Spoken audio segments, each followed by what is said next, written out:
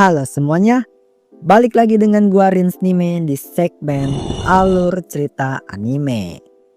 Pada video kali ini saya akan melanjutkan kembali alur cerita dari anime Yusha Party ni Kawaii Koga Itanode Kokuhaku Shitemita. Setelah episode sebelumnya, kita udah diperlihatkan kisah cinta dari Mas Raven. Nah, episode kali ini adalah episode yang akan memperbaiki keretakan hubungan antar party pahlawan. Penasaran dengan alur ceritanya? Hai, gua Rins Nime dan ini dia alur cerita anime Yusha Party ni Kawaii Koga Itanode Kokuhaku Shitemita episode keempat. Episode keempat dibuka dengan Silk yang memaksa mengajak Yoki untuk pergi ke kediaman Cecilia. Yoki mengatakan kalau Cecilia tengah sibuk. Dan selama sepekan ini Yoki tak dapat menemui Cecilia. Dikarenakan Cecilia sibuk dengan urusannya sebagai klerik dari party pahlawan.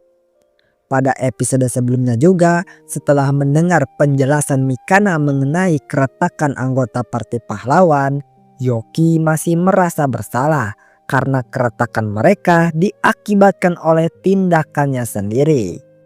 Terlebih lagi party pahlawan tak bisa berkumpul bersama dikarenakan kesibukan mereka masing-masing, sehingga hubungan mereka malah makin renggang. Tak lama Happiness datang. Ia menyampaikan pesan pada Yoki dari Cecilia jika Cecilia siang hari ini memiliki waktu. Yoki jadi bersemangat karena akhirnya kesempatan buat memberikan hadiah berupa kalung yang udah Yoki beli dari episode sebelumnya bisa terjadi.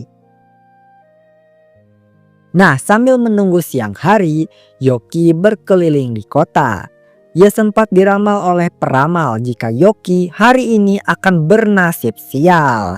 Namun Yoki tidak mempercayai ramalan atau hal-hal semacam itu. Namun sepertinya hal itu jadi kenyataan. Mulai dari dia membeli kue tapi yang ngelayanin mas-mas berotot sehingga kue yang dia beli itu rusak. Nabrak anak kecil sehingga Yoki harus mengganti makanan yang dimiliki si bocil. Nabrak orang seram, sampai niat awalnya nangkep pencopet tapi malah dituduh jadi pencopet karena aksi Yoki dilihat oleh Yuga, sehingga Yoki berakhir ditangkap dan dikurung di penjara. Bentar, kok kayak kenal ya? Ada suatu negara yang ngelindungin penjahat. Duke yang bergabung jadi anggota kesatria menanyakan kejadian langsung kepada Yoki. Tentu Duke tahu kalau Yoki tak mungkin melakukan hal itu. Tak lama seorang elf yang bernama Irene itu melapor bahwa Yoki memang tidak dinyatakan bersalah. Irene juga memberitahu Yoki untuk menemui Yuga karena Yuga ingin meminta maaf atas kesalahpahamannya. Yoki menemui Yuga di sebuah restoran. Di sana juga ada Raven yang udah nyeramahin Yuga karena tindakan Yuga yang udah main tuduh sembarangan. Sebagai permintaan maaf, Yuga menraktir Yoki untuk makan sepuasnya. Yuga menyadari jika Yoki itu orang yang akhir-akhir ini dekat sama Cecilia. Dengan belak-belakan Yuga meminta saran kepada Yoki agar dirinya bisa dekat dengan Cecilia juga. Wong jelas Yoki menolak secara halus, toh Yuga termasuk rivalnya. Raven menyarankan mending tanya sama Mikana, tapi di sini Yuga menolak karena dia masih menganggap Mikana membenci Cecilia. Seperti yang dijelaskan pada episode sebelumnya, terjadi keretakan antar party pahlawan sejak insiden Mikana yang setuju untuk meninggalkan Cecilia. Di sini Yoki yang ingin memperbaiki hubungan itu dengan nada tegas menjelaskan pada Yuga jika Mikana tak seperti apa yang Yuga pikirkan. Yoki di sini benar-benar membuat Yuga itu terdiam. Karena walaupun Mikana yang menyarankan untuk meninggalkan Cecilia pada kejadian di Kastil Raja Iblis, tapi semua itu tetap terjadi karena keputusan akhir yang dimana Yuga setuju. Yuga terus-menerus membantah, namun dengan satu kalimat nyelekit dari Yoki, "Bro, lu itu pahlawan. Tapi kenapa malah menyalahkan member lu sendiri? Lu kan yang ngambil keputusan di akhir. Tindakan lu nggak keren sama sekali. Seketika akhirnya Yuga sadar dan malah menangis. Dijelaskan juga oleh Yuga kalau Mikana adalah teman masa kecil dari si Yuga. Mikana selalu support walau terkadang memarahinya. Tapi Mikana marah karena peduli akan Yuga. Setelah merenungkan kesalahannya, Yuga tak tahu harus bertindak bagaimana selanjutnya. Yoki lalu mengatakan, gimana kalau membiarkan Mikana memarahimu seperti biasa? Karena marahnya Mikana bukan karena rasa kesal atau benci, tapi karena kepedulian Mikana itu sendiri. Yuga akhirnya menerima saran dari Yoki dan langsung menemui Mikana ke rumahnya, ditemani Yoki sama Raven yang menunggu di luar. Yuga nyelonong masuk ke kamar Mikana, dan karena Yuga punya pasif seorang MC yang tak sengaja melihat hal-hal ecchi, Yuga melihat Mikana yang tengah ganti pakaian. Tapi Yuga tak memperdulikan hal itu dan meminta maaf kepada Mikana karena ia telah bertindak egois. Gebleknya ia tak paham dengan saran dari Yoki. Yuga malah meminta Mikana buat memarahinya agar Mikana memaafkan Yuga. Emang tol nih pahlawan. Kagak pekanya itu minta ampun dah. Yoki yang tahu malah ada kesalahpahaman meninggalkan tempat dan bergegas untuk menemui Cecilia.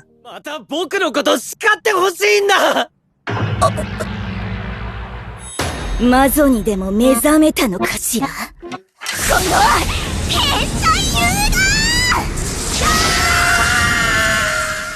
Di tengah jalan, Yoki diramal lagi oleh peramal yang sama. Tapi sama seperti sebelumnya, Yoki tak mempercayai ramalan sama sekali. Namun bedanya kali ini, Yoki mendapatkan nasib baik. Kalau kata peramal sih karena Yoki udah berbuat baik. Dan benar aja, Yoki mendapatkan berbagai kebaikan.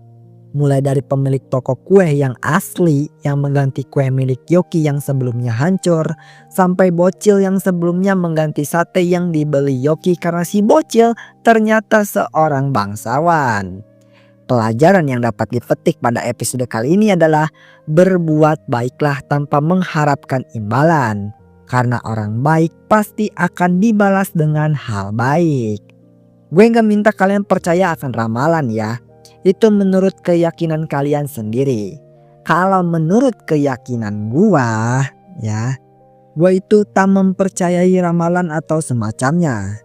Ya kalau lagi sial itu mungkin ujian dari Tuhan buat menguji kesabaran gua. Kalau baik ya itu tanda rezeki dari yang atas. Anjir, gue malah keluar konteks anjir. Balik lagi ke ceritanya. Setibanya di kediaman Cecilia, HP-nya sedikit sinis karena Yoki datang terlambat. Akhirnya Yoki menemui Cecilia yang telah menunggunya. Cecilia menuangkan teh buatannya sendiri yang telah dipelajari dari Sofia. Nah ini nih udah jadi istri idaman. Yoki juga membawakan kue dan sate yang sebelumnya ia dapatkan dari orang-orang yang baik. Tak lama party pahlawan muncul. Yoki yang paham jika ini waktunya mereka berdamai, Yoki sedikit menjauh. Mikana, Yuga dan Raven meminta maaf, terlebih Mikana yang hampir ngebuat Cecilia terbunuh. Cecilia dengan lembut mengatakan jika tak ada seorang pun yang harus bersalah. Ia juga tahu bagaimana perjuangan mereka melawan Raja Iblis tanpa seorang klerik. Tentu itu sangat melelahkan. Cecilia juga mengatakan setelah Raja Iblis dikalahkan, Mikana segera menyusul ke tempatnya. Walau dalam keadaan yang sangat lelah. Jadi Cecilia tak merasa dendam sama sekali kepada Raven, Yuga maupun Mikana. Karena sekalipun dia tak selamat ya, Anda itu pun ya, kalau bukan Yoki BTW.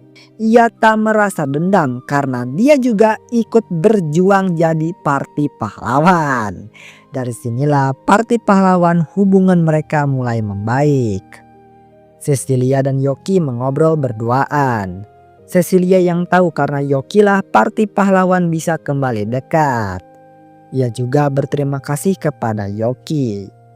Yoki lalu memberikan hadiah kalung yang dia beli untuk Cecilia. Dan Cecilia dengan senang hati menerimanya yang ngebikin Yoki nangis berbahagia. Episode keempat ini ditutup dengan post credit scene yang memperlihatkan seorang pria membunuh para bandit seorang diri di desa yang terbakar. Episode kelima nanti kita masuk ke cerita desa Dagas. Dan dari sini episode keempat Yusha Party ni Kawaii pun berakhir. プレゼントこれは受け取ってくれるかな。はい大切にします。ありがとうセシリア。もらったの私なのに。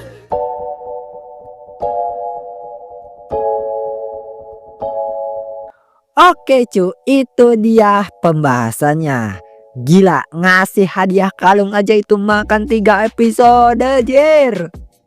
Gue ngerasa pacing cerita Yusha Party ini ya sedikit terlalu lambat gitu ya.